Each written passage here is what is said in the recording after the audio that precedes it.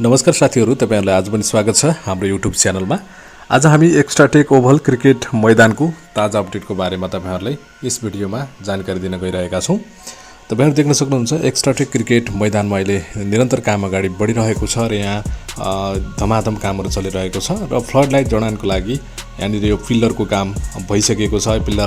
Floodlight जडानको लागि यो pillar तयार गरिसकिएको छ। खाल्डो खनेर यहाँ पिल्लर उठाइसकिएको छ र तपाईहरुलाई देख्न सक्नुहुन्छ यहाँनिर पिच निर्माण गर्नेदेखि लिएर यहाँ कामहरु पनि धमाधम भइरहेको छ। यो भिआइपी बक्स खेलाडी चेन्जिङ रुम को लागि यो भवन बन्दै छ र पहिलो ढलान गरिसकिएको छ भने यहाँनिर अब प्लास्टर गर्न बाँकी छ। त्यसैगरी माथिपट्टि अर्को ढलान पनि उठाउने काम चाहिँ अब बिस्तारै सुरु हुँदैछ र कामहरु निरन्तर रूपमा अगाडि बढिरहेको तपाईहरुले देख्न सक्नुहुन्छ। अघिल्लो भिडियोमा पनि तपाईहरुले एक्स्ट्राटेक ओभल क्रिकेट मैदानको बारेमा अपडेट गराएका थियौं भने यो ताजा रूपमा अहिले चाहिँ के काम भइरहेको छ र यसको भ्यू कस्तो देखिएको छ एक्स्ट्राटेक ओभल क्रिकेट मैदानको त्यो बारेमा तपाईहरुले देखाइरहेका छौं। यहाँ माथि ढलानको काम भइसकेको छ र अर्को भवन पनि माथि थप्ने प्रक्रिया अब बिस्तारै सुरु हुँदैछ। प्लास्टर गरिसकेपछि माथि उठाउने काम चाहिँ सुरु हुन्छ र कामहरु गर्नका लागि निरन्तर रूपमा कामदारहरु अगाडि बढिरहेका छन् र ग्राउन्डको स्थिति हेर्नुपर्दा तपाई यस्तो देख्न सक्नुहुन्छ। ग्राउन्ड निकै नै राम्रो देखिएको छ।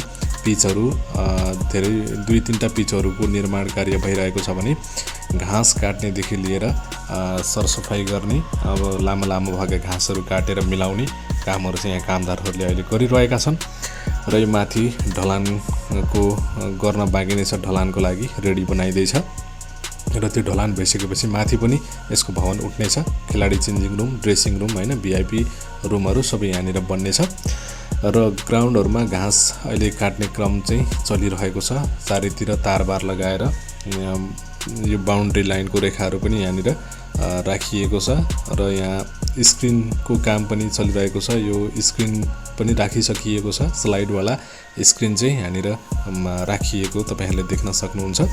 यसरी एक्स्ट्राटेक ओभल क्रिकेट मैदानमा अहिले चाहिँ कामहरु चलिरहेको छ र पिचको दृश्य तपाईहरुलाई देखाउनु पर्दा यहाँ देख्न सक्नुहुन्छ।